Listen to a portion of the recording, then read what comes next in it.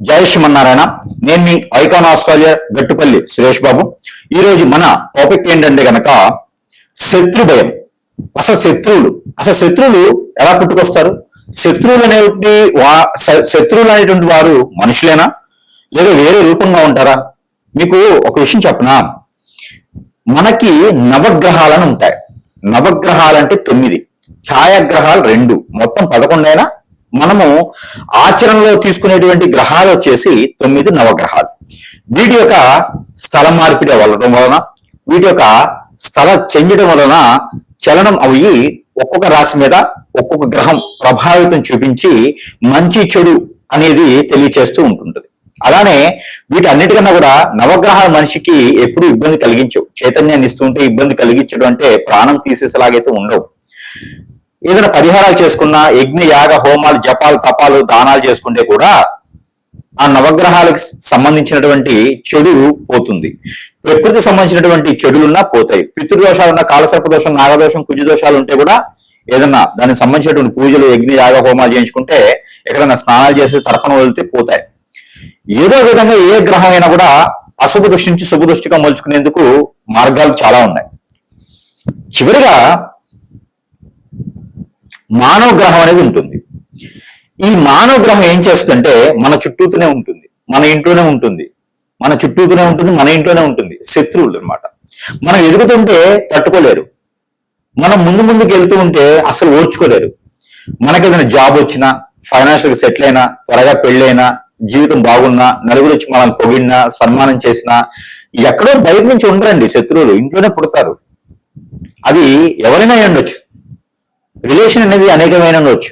కానీ ఒక్కొక్క రాశి వాళ్ళకి అసలు ఏ గ్రహము ఏ స్థానంలో ఉండడం వలన, వారికి ఏ దశ అంతర్దశ నడవడం వలన అసలు రాశి వారికి శత్రువులు ఎలా పుడతారు, వారి వలన ఎలాంటి ప్రభావితమైనటువంటి ప్రమాదాలు ఉంటాయి, ఎలా మనం జాగ్రత్తలు తీసుకొని పరిహారాలు చేసుకోవడం ద్వారా శత్రువులు కూడా మిత్రులుగా మారడం, శత్రువులు కూడా భయపడి మన జోలు రాకుండా ఉండడం ఎలాగా, అది సాధ్యపడుతుందా?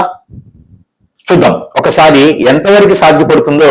మనం ఒకసారి ఈ యొక్క రాసుల్లోని ఏ గ్రహం ఎక్కడ ఏ స్థానంలో ఉండడం వలన, ఏ దశాంతదశలు ఏ వయసులో రావడం వలన మనకి శత్రువులు ఏర్పడతారు, వారిని మిత్రులుగా మార్చుకోవడానికి లేదా శత్రువుని అరికట్టడానికి ఏమైనా పరిహారం ఉన్నాయేమని పరిశీలన చేసినట్టయితే కనుక ఖచ్చితంగా ఉండొచ్చు.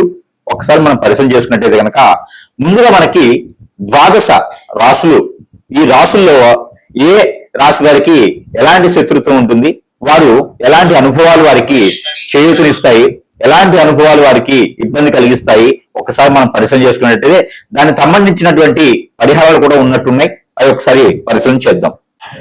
12 రాశుల్లో ఒకటి కన్యారాశి. కన్యారాశి గురించి మనం ఎక్కువగా మాట్లాడుకోవాల్సింది ఏంటంటే కనుక శత్రువులు. కన్యారాశి వారికి వద్దంటే శత్రువులు ఉంటారు. తనతో పాటు ఉన్నటువంటి వెన్నట్టు ఉండేటువంటి ఫ్రెండ్సే కావచ్చు, కొలీగ్సే కావచ్చు, శ్రేయోభిలాషులే కావచ్చు, బంధుమిత్రులే కావచ్చు, సోదరులే కావచ్చు, ప్రతి ఒక్కరూ శత్రువులే. ఎవరికైతే సహాయం చేస్తారో వారే శత్రువులో ఉండేటువంటి రాశి ఒకటి ఉంది అంటే అది కన్యారాశి మాత్రమే చెప్పాలి. కన్యారాశి వారు ఎంత మెదుగ్గా ఉన్నా, ఎంత ఒదుగ్గా ఉన్నా పిండి కాదు కన్యారాశి వారి తత్వం. అలానే ఎంత మెలకువగా ఉన్నప్పటికీ కూడా వారి వెనక గొయ్యి ముందుకు నుయ్యి తీస్తూనే ఉంటారు. ఎన్ని రకాలుగా మంచి చేసినా కూడా ఎదుటి వాళ్ళకి కన్యారాశి వాళ్ళ మీద శత్రుత్వం ఎక్కువగా ఉంటుంది, నరదిష్టి ప్రభావం ఎక్కువగా ఉంటుంది. అది ఏమిటంటే కనుక కన్యారాశికి అధిపతి బుధుడు, బుధుడికి శత్రువు కేతువు, కేతువుకి బుధుడికి శత్రువులు ఎవరు ఉన్నారా అంటే రవి. వీళ్ళు ముగ్గురు కలిసి కలయికతో ద్వాదశ రాశుల్లో ఏదైతే ఉందో ఈ ముగ్గురి కలయిక స్వస్థాన చంద్రుడితో కలిసి ఉన్నా, ఈ చంద్రుడితో కాకుండా 2, 4, 6 స్థానాల్లో ఉన్నా, ఇక కేతు 6వ స్థానంలో ఉండి, ఇక మనకి శుక్రుడు కూడా వీళ్ళకి 12వ స్థానంలో ఉండడం వలన భార్య నుంచి భర్త నుంచి కూడా కన్నులు తిని రోడ్డు మీద వచ్చేటువంటి పరిస్థితులకైతే ఖచ్చితంగా ఉంటుంది. ఎక్కడ కర్కాటక రాశిలో కానీ లేదా సింహరాశిలో కానీ శుక్రుడు ఉండేసి, అక్కడ మకర రాశిలో కానీ తులారాశిలో కానీ కేతు ఉండేసి, ఇక సింహరాశిలో కానీ లేదా మనకి కుంభరాశిలో కానీ రవి ఉన్నట్టయితే గనక గోచార ప్రకారంగా ఇక మీకు పట్టిందల్లా దరిద్రమే. ఎవరైతే మనతో వస్తారో అదంతా కూడా మన ఎత్తుని చేపెట్టేసి మనల్ని హింసించేసి వెళ్ళిపోతారు. ఇదో రకమైన శత్రుత్వం. వీరు ఎక్కడో ఉండరు, మన చుట్టూ తిరుగుతూ ఉంటారు. వీరు మనకు మంచి చేస్తానని చెప్పేసి నమ్మిస్తూ ఉంటారు. దీనితో పాటు మనకి కొంతమంది ఉంటారు, వీరేంటంటే మనతో పాటు ఉండి శ్రేయోభిలాషులుగా మనం ఏమన్నా తప్పుడు దాడులు పెడుతున్నాము, నాశనమే పోయామంటే కనుక అయ్యో అలా పోయారా అనుకుంటూ ఉండేటువంటి వారు వీరేం చేస్తారంటే మనకు తెలియకుండా హిప్నాటిజం, బ్లాక్ మ్యాజిక్, స్పిరిట్ లాంటివి, అష్టదిబ్బంది లాంటివి చేయించి అందులోనూ ఇబ్బంది పడిస్తూ ఉంటారన్నమాట. ఇక దీని అన్నిటికీ ఇబ్బంది పడుకుంటూ పోయేది ఎవరయ్యా అంటే కన్యారాశి వారు. కాబట్టి కన్యారాశి వారు ఎవరిని నమ్మకండి, పార్ట్నర్షిప్ వ్యాపారాలు చేయకండి, జీవితంలో ఇంకొకరిని నమ్మేసి డబ్బులు ఇవ్వకండి, ఇచ్చారా వదిలేయండి, అడక్కండి. ఇలాంటి వాటి ద్వారానే శత్రుత్వం పెరుగుతుంది. కాబట్టి ఆచి చూచి ముందడుగు వేయండి. మరొకటి, కన్యారాశి వారు తనకున్నటువంటి పర్సనల్ పేజెస్ ఏవైతే ఉన్నాయో అవి బయటికి వ్యక్తి చేయకండి. ఇవన్నీ కూడా చేయడం ద్వారా కన్యారాశి వారి మీద శత్రుత్వం ఎక్కువ అవుతుంది. కాబట్టి దీని అన్ని కూడా చూసుకుంటూ ఉండాలి. దీంతో పాటు చిన్న చిన్న పరిహారాలు అయితే చెప్తాను, చేయండి. ఇక పెద్దగా ఉంది మీ సమస్య అనుకుంటే కనుక ఖచ్చితంగా ఎక్కడైనా గురువుని సంప్రదిస్తే మీ సమస్యకి పరిష్కార మార్గం అనేది చూపించబోవచ్చు. ఈ విధంగా మీరు ఈ చిన్న పరిహారం అయితే మీకోసం. ఇక ఈ రాశి వారికి అయితే కనుక ఈ పరిహారం చేసుకున్నట్లయితే ఖచ్చితంగా మీకు మంచి జరిగేదానికి అయితే అవకాశం ఉంది. ఇక ఈ పరిష్కారానికి గురువు గారికి అయితే దక్షిణ కింద 50,000 రూపాయలైనా ఇవ్వచ్చు పుష్కలంగా. ఎట్లా అంటే కనుక ఈ యొక్క పరిహారం అంత గొప్పగా ఉంటుంది. ఈ పరిహారం ఏమిటంటే కనుక మీకు నిజంగానే శత్రువు ఉన్నాడని గమనించారా? మీకు నిజంగానే శత్రువు ఉన్నాడు గమనిస్తున్నారా? చూసారా? మీకు నిజంగానే చెడు చేశారా? అయితే మీరు తప్పకుండా ఈ పరిష్కారం చేయండి. మినుముల పిండి ఉంటుంది, మనకి పొట్టు మినుములు ఉంటాయి. ఆ మినుముల పిండి ఉంటుంది. ఆ పిండి తీసుకోండి 1 కిలో. ఆ పిండి తీసుకొని ఒక బొమ్మను తయారు చేయండి. కాళ్ళు, చేతులు, అలానే మొండెము పెట్టేసి ఒక బొమ్మను తయారు చేయండి.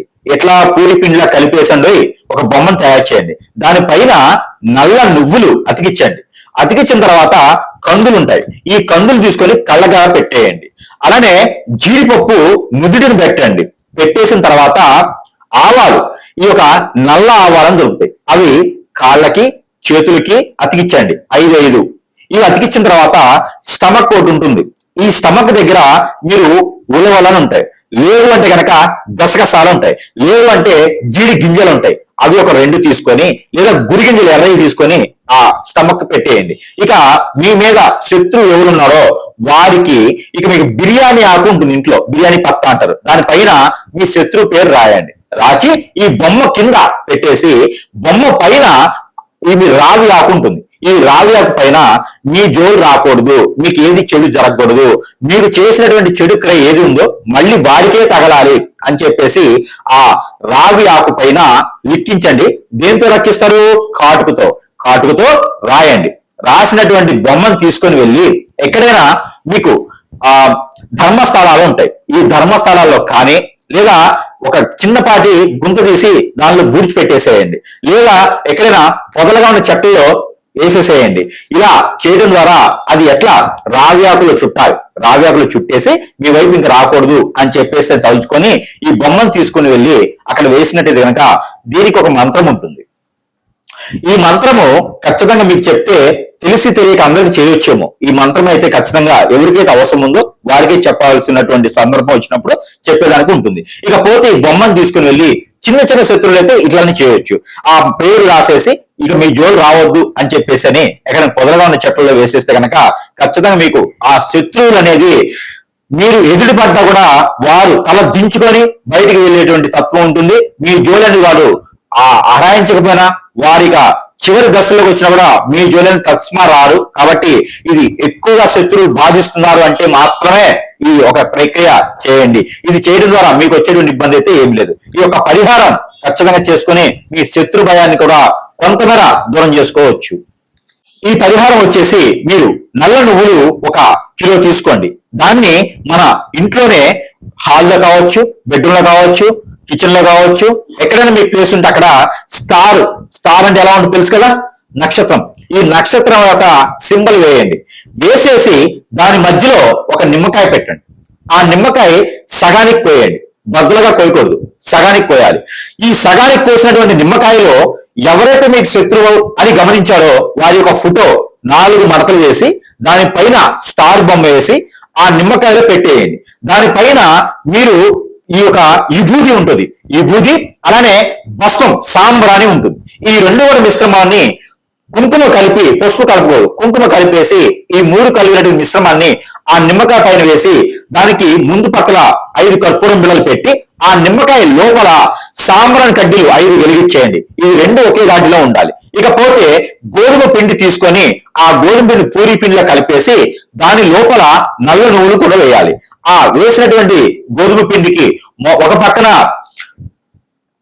పాము, మరో పక్కన తేలు, ఈ రెండు బొమ్మలు తయారు చేయండి. ఈ రెండు బొమ్మలు తయారు చేసి ఈ రెండింటి మధ్యన ఈ యొక్క మనం చెప్పినటువంటి ఈ నిమ్మకాయ పెట్టారు కదా, ఆ నిమ్మకాయ చేసేసి ఇక మీరు ఏదైతే శత్రు భయం ఉందో ఆ శత్రువు ఇక మీ జోలు రాకూడదు అని చెప్పేసి అని మనస్ఫూర్తిగా తలుచుకోవాలి. మంత్రం అయితే ఉంటుంది, ఆ మంత్రం అనేది మనకు శిక్షణ ఇవ్వడానికి జరగదు. అది నిజంగానే శత్రువు ఉన్నారని గురువుని సంప్రదిస్తే అప్పుడు ఆ శత్రువు ఎంత బలంగా ఉన్నాడో చూసి ఆ మంత్రం ఇవ్వడం జరుగుతోంది. ఈ ప్రక్రియ చిన్న చిన్న శత్రువులు అయితే మీరు చేసుకోవచ్చు. ఇది చేసిన తర్వాత ఆ కర్పూరం బిళ్ళలు, అగరబత్తి పూర్తిగా కాలిపోయిన తర్వాత ఈ రెండు పిండిని పాలు, ఏదైతే గేదె పాలు ఉంటాయో ఆ పాలు తీసుకొచ్చి ఈ పిండి రెండింటి తేలు, పాము ఉన్నటువంటి పాము, ఈ రెండు పిండిని కలిపేసి ఆ నిమ్మకాయ మధ్యలో పెట్టేసి బాగా ఉండ చేసి అది తీసుకుని వెళ్ళేసి ఎక్కడైనా పారేడు నీటిలో వేయండి. ఇక ఆ స్టార్ బొమ్మ అయితే కనుక ఆ నువ్వులు ప్రతి రోజు కూడా ఇంట్లో నుంచి బయటికి ఒక చిటికెడు, ఇంట్లో నుంచి బయటకు ఒక చిటికెడు, ఇంట్లో నుంచి బయటకు ఒక చిటికెడు వేస్తూ ఉండండి వాళ్ళ పేరు చెప్పి. జన్మలో మళ్ళీ మీ వైపు కాదు కదా, కన్నెత్తి చూడాలన్నా కూడా చెమట్లు పుట్టాలి, అట్లా ఉంటుంది శత్రువుకి. కావాలంటే ఇది చేసి చూడండి, తస్మా జాగ్రత్తగా ఉండాలి. ఇది చేసేటప్పుడు మీరు ఆహారం భుజించకుండా, ఆయిల్ ఫుడ్ తినకుండా ఉండండి. స్నానం చేసి చేయాలి అనేది అయితే ఏం లేదు. ఇది ఏ సమయం చేయొచ్చు, ఫుడ్ తినకుండా చేయండి. అది చేసిన తర్వాత ఆ రోజంతా కూడా నేల పడక చేయండి. మీరు మళ్ళీ పెళ్ళైన వారైతే కనుక ఇద్దరు ఒకే దగ్గర పనుకోకూడదు. ఈ ప్రికాషన్స్ తీసుకొని ఈ పరిహారం చేయండి. శత్రువు తస్మా మీకు దగ్గర కూడా రాడు. ఈ పరిహారం చేసి చూడండి, శత్రు భయం అనేది మనకి నశించిపోతుంది. శత్రు భయం నశించడానికి గల పరిహారం, ఈ పరిహారం మీరు చేసుకొని శత్రువు నిజంగా మీకున్నారంటే కనుక వారిని అరికట్టొచ్చు. ఎలా అంటే కనుక బియ్యం పిండి ఉంటుంది, ఈ బియ్యం పిండి తీసుకోండి. బియ్యం పిండి తీసుకొని చుట్టూత కుంకుమ తీసుకొని 5 రకాల బొట్లు పెట్టండి, 5 బొట్లు పెట్టండి. ఈ బియ్య పిండితో ఒక కుండి చేయండి, దాని లోపల నువ్వుల నూనె పోయండి. ఈ నువ్వుల నూనె ఆముదము కలిపిపోయాలి. ఈ కలిపిపోసినటువంటి నువ్వుల నూనె ఆముదము ఒక్క ఒత్తి వేసి వెలిగించాలి. వెలిగించిన తర్వాత ఈ ఒత్తి వెలిగించిన తర్వాత దాని లోపల కాటుకని కొంచెం వేయండి. ఇది నూనె లోపల కాటుక కొంచెం వేయండి. ఈ వేసినటువంటి దీపాన్ని ఇంట్లో మీరు దక్షిణ వైపున పెట్టండి.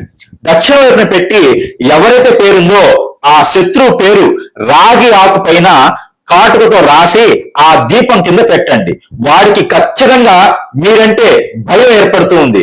ఆ దీపం కొండెక్కిన తర్వాత ఈ కాటుక పెట్టినటువంటి ఏదైతే మట్టి ఈ యొక్క దీపం ఉందో, ఇది మనకి వరిపిండితో చేసినటువంటి దీపం ఉందో, ఈ దీపము రావి ఆకు ఈ రెండు కూడా తీసుకెళ్లి ఎక్కడైనా పారేటువంటి నీటిలో వేయండి. మీకు శత్రు భయం అనేది ఉండదు. ఇక్కడ ఒక మంత్రం ఉంటుంది, ఆ మంత్రం అనేది నిజంగా శత్రువు మీకు ఉన్నారు అంటే మనం ఇచ్చేదాన్ని జరుగుతుంది తప్పితే చిన్న చిన్న శత్రువులు ఉన్నారు అంటే కనుక ఖచ్చితంగా ఈ పని చేయండి. మీ అమ్మాయి జోలు ఎవరైనా వచ్చారా, ఈ పని చేయండి. మీ అబ్బాయి జోలు ఎవరైనా వచ్చారా, ఈ పని చేయండి. అంటే శత్రువులు మన ఇంట్లోనే ఉంటారు కదా, మనకు తెలియకుండా కూడా ఉంటారు.